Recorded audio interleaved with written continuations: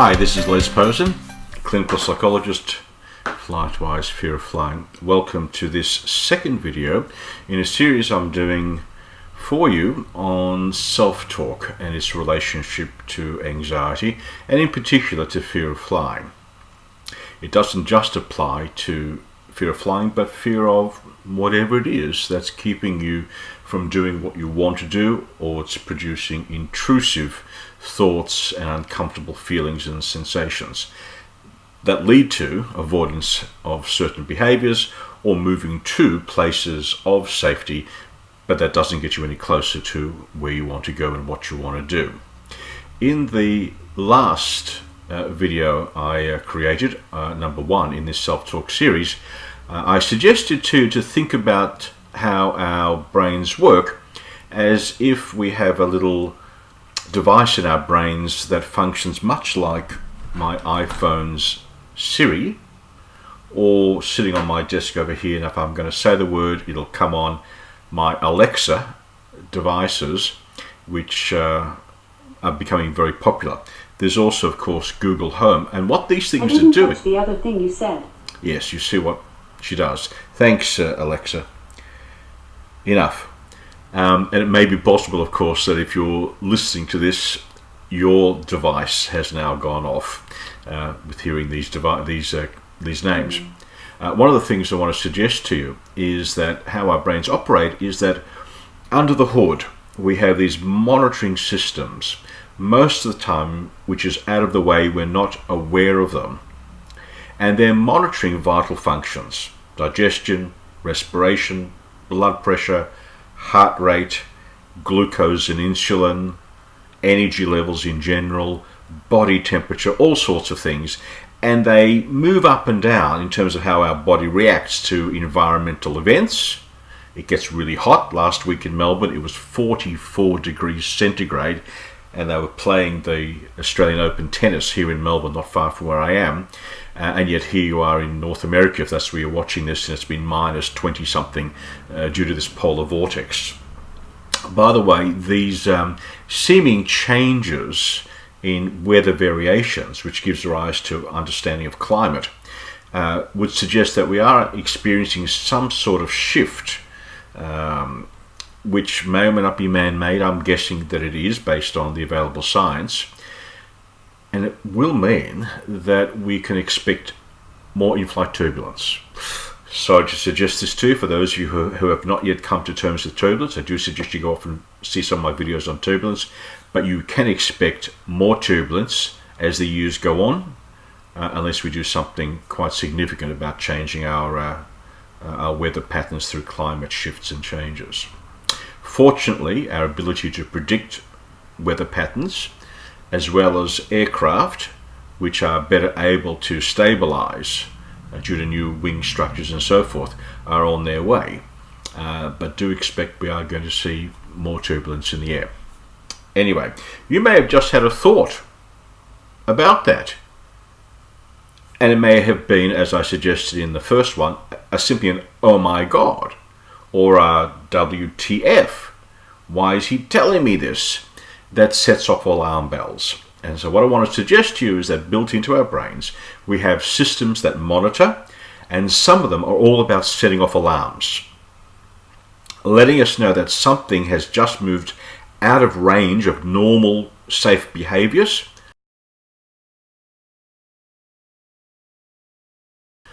or we're about to enter into a zone where we really want to be monitoring what's going on, because it won't take much to move us into a situation where we will either flee, freeze, try to appease, or we might try and fight our way out, become aggressive. These are the sort of standard operating procedures when we're feeling under threat. So where self-talk comes into it is that under the hood there are often these thoughts or ideas that we have about certain events and experiences about which we have an automatic thought. So sometimes self-talk is often referred to as automatic thoughts, And sometimes people talk to me about, oh, maybe I should just change my negative thoughts, that is the ones that seem to give rise to uncomfortable sensations and avoidant behavior and so forth, or simply strong anticipatory distress, maybe I should just change them to positive thoughts, just invert them, just change the verbs around and make it positive, which they then equate, of course, with positive thinking. And I think that's a disaster, and I don't recommend you do it. What, you say? Surely that's much better. And the reason I recommend you don't do that, simply inverted Pollyanna style, is that you might find that the inversion is actually untrue as well. So if you say something along the lines of, oh, if I'm running late for the plane, it really makes no difference, I'll be fine anyway. Well, maybe no. Maybe you really do need to make that flight on time, and you really do need to get to the airport early. Or, oh, it really doesn't matter if I don't study very hard. It really doesn't. I'll be fine without getting to that graduate course or getting through high school. Who cares? Does it really matter? I'll be fine anyway. Well, that's not the sort of positive talk that I think people have in mind. It's simply an inversion. Sometimes a thought that we might describe as being negative, that is, that leads to consternation or apprehension or a pause and an observation, is actually the better one and the accurate one. So self-talk, when it comes to anxiety, is about trying to understand what are the ways that we talk to ourselves or review a situation that gives rise not to apprehension, but to an excess of feeling, as well as an inhibition of behaviors that get us closer to our goals, in fact cause us to freeze or to escape or to remove ourselves. Now, if you have a look at some of the websites around that talk about self-talk, they'll also often refer to things like cognitive distortions. Okay? And if I go to this particular web page, which comes from a positive psychology one, all I simply did was put in cognitive distortions into Google, and this was the first interesting one they came up with. You will see a list here of cognitive distortions, which is a way for us to understand how we can take a little bit of data out there, what we see, what we hear, what we feel, or what happens inside of us, and take it to a level which causes these inhibitory behaviors. Okay? And they can be shown to be effective if we can change them. Frankly, I don't advise you to learn all these cognitive distortions. Let's just go through them one at a time. I'll just briefly mention them to you. Let's have a quick look. Here are some of them. Most common distortions. These frankly came from the work of Aaron Beck, the psychiatrist, who's in his 92, I think he is. I did go to his 90th acknowledgement at a Washington, I think it was Washington conference for the APA, and also from one of his proteges called David Burns, who's written a very good book called Feeling Good, one of the very first ones I ever got when I was doing my initial training, so it's not a new book by any means. These distortions, or the cognitive therapy that we're talking about, have been around since the 60s, 1960s. I did my initial training in learning how to become a cognitive therapist in the early 80s, so it's been around for a while. Anyway, let's have a look at some of these distortions which come from David Burns' book. It's very interesting. All or nothing thinking, known as black and white thinking, seeing things not in grey but in extremes. Overgeneralization. So a student might receive a C on one test and conclude she's stupid and a failure. So you go from one instance and say, well, it's going to happen all the time. Mental filter. A negative event excludes all the positives. And you've got a variety of other ones. Disqualifying the positive, jumping to conclusions, also known as mind reading.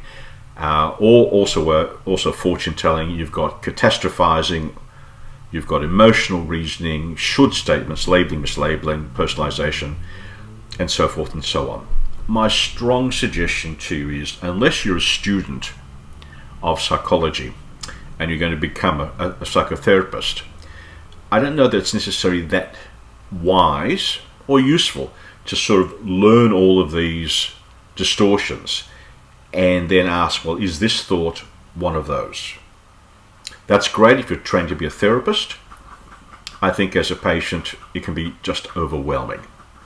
My strong suggestion is to consider two things, just two things. And this comes from the work of David Barlow and his group in Boston.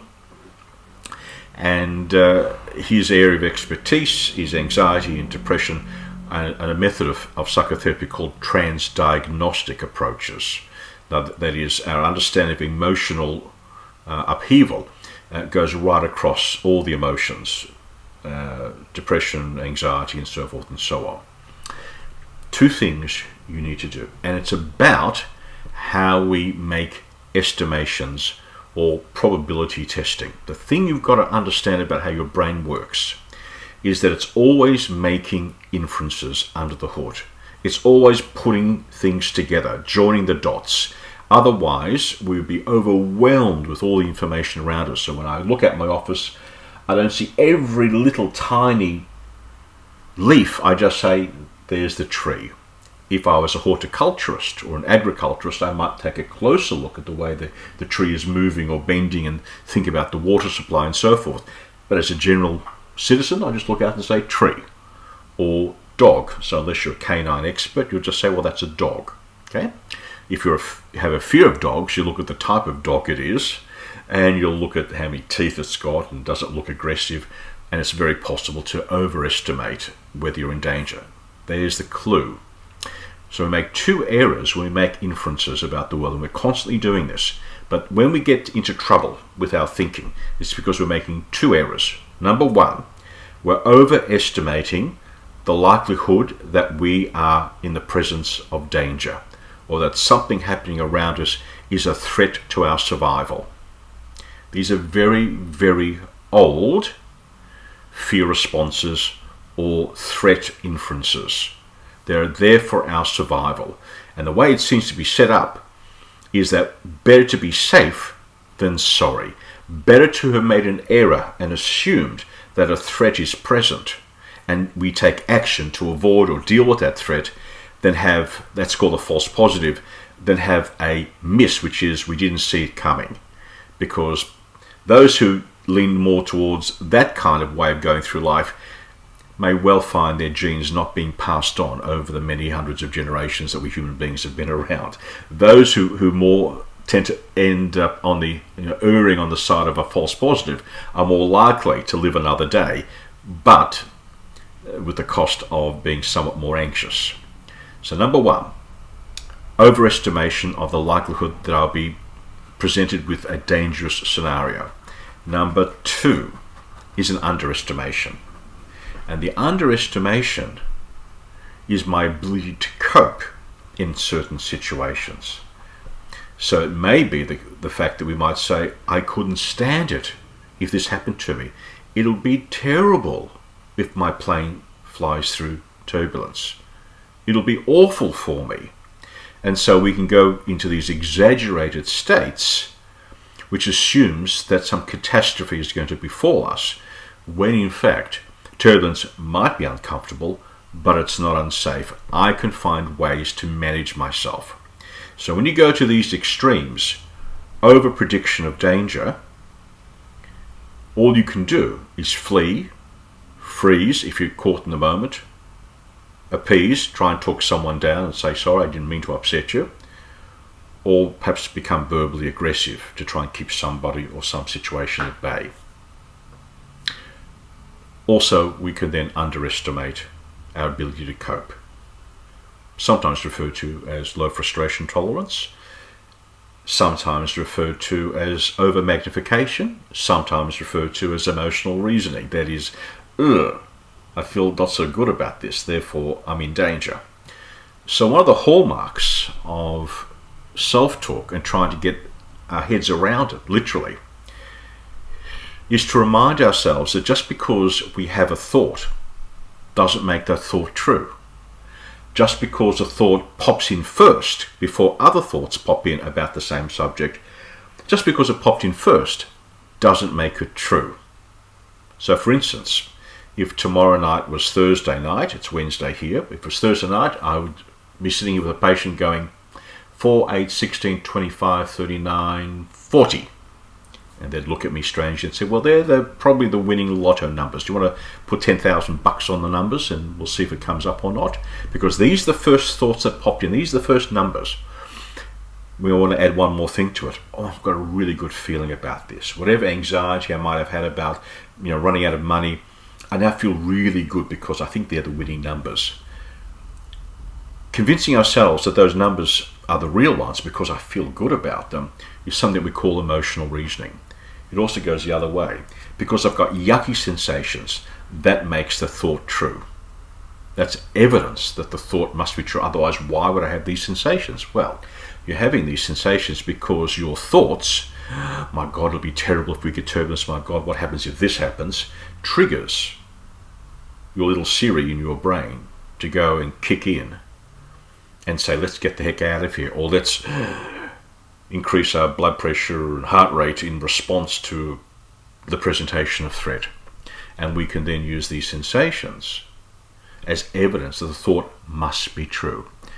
So, don't believe everything you think.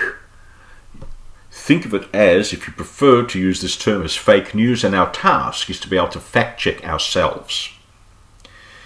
Those 10 or 11 cognitive distortions is a way to have a model to fact check. And you can have a bit of a play with this. But really, the two fact checks that are the most important ones, because it's simple. Am I overestimating the presence of danger?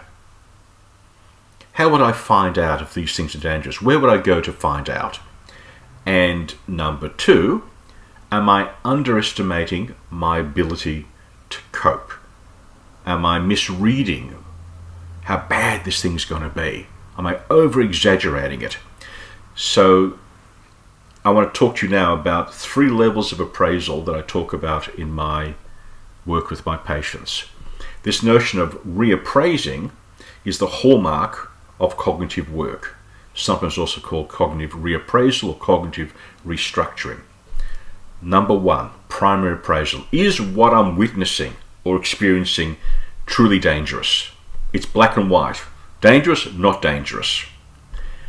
Number 2, do I have what it takes to deal with this danger? What's the right thing to do? Have I got the training? What do I need to learn about this situation?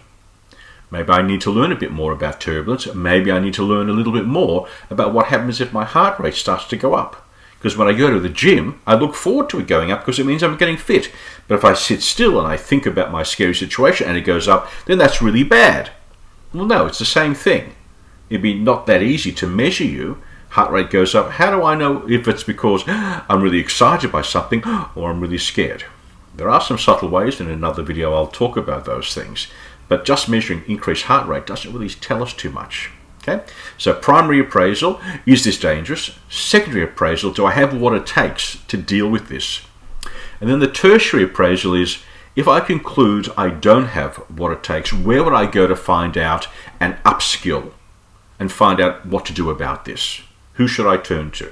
Who's got correct information? So I can change the way I go about preparing for these things, and someone who can mentor me and rehearse me and practice with me. Okay? Part of also that tertiary aspect is recovery. That is, I've got myself all excited. Can I get myself back down to an even keel with my self-talk and something else that I'll deal with in a later video with my breathing and my activities. So that's a little primer with self-talk. Have a think about your own self-talk when it comes to some of your feared situations. Are you overestimating the likelihood that danger will be present if you enter that situation? And is that reality-based or just something you saw or heard about? And 2, do you not have the ability to cope with the yucky sensations that being in the situation might produce? The sweatiness, the coldness that might happen, the jelly legs. Is it really a tragedy? Is it really so bad? And are there things you can do about those things to steady the ship and come back onto an even keel? So I hope this has been useful for you. There will be a third self-talk video that I'm going to do, and I'm going to work you through a process, some examples for flying. And I'm going to work you through a process of the sort of typical automatic thought, and on the other side, the challenge, the reappraisal of that thought. I'm not going to do it now because it'll make the video too long, but I need to specialize, and we'll do another one in a little while. So I hope you found this interesting. Look forward to the next one in this series coming up soon. Bye for now.